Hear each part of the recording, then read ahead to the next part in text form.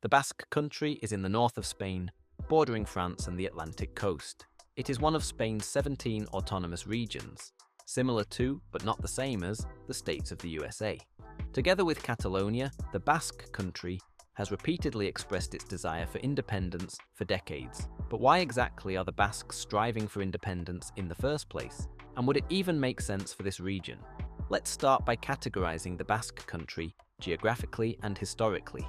When people talk about the Basque Country, they usually mean the autonomous region in the north of Spain, which lies on the Atlantic coast. But historically, the Basque Country is much more than that.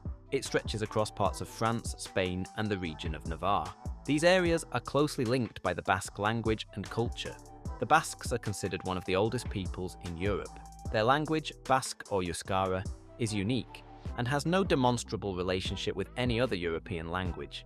It may therefore be the oldest language in Europe, although its origin is still a mystery.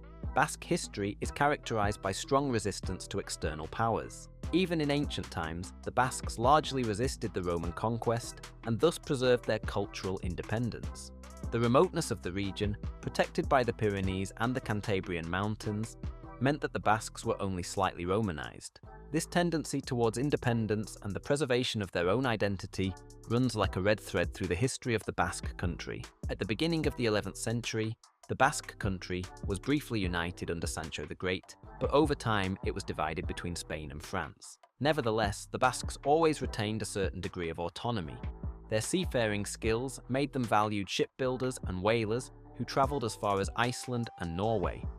Basque expertise in shipbuilding was so important that a large proportion of the ships built for the exploration of America were built in Basque shipyards, including the fleet of Christopher Columbus. Industrialization in the 19th century changed the Basque Country dramatically. It became one of Spain's industrial centers, particularly in the iron and steel industry and mechanical engineering. This economic development also led to a social change.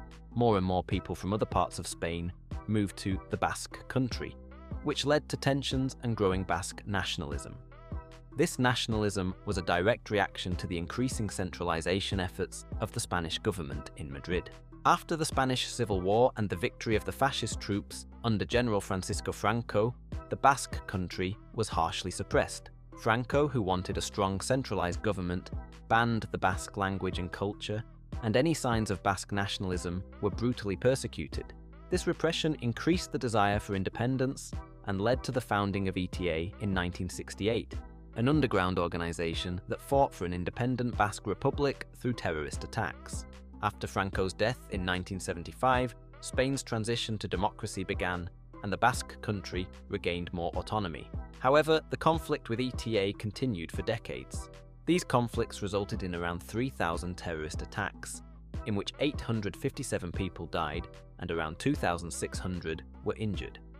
In October 2011, ETA renounced terrorism and announced a definitive end to its armed struggle.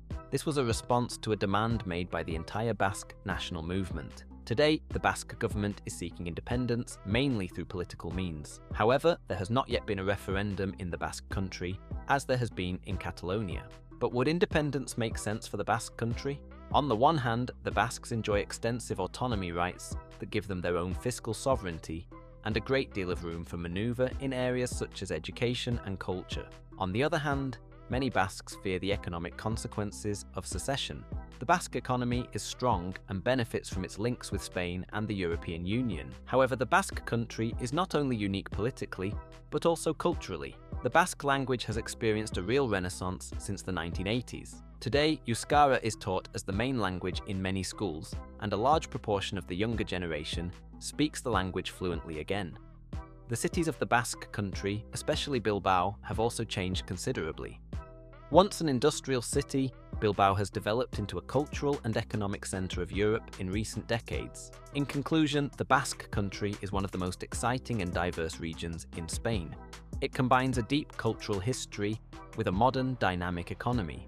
The question of independence remains open, but the Basque identity is stronger today than ever before. Whether the region will eventually take the step towards independence at some point, or continue to operate within Spain, remains to be seen in the coming years. That's it for today. If you want to find out more about the smallest state in the world, I can recommend my video about the Vatican City State. Have fun watching it, and see you next time. Ciao!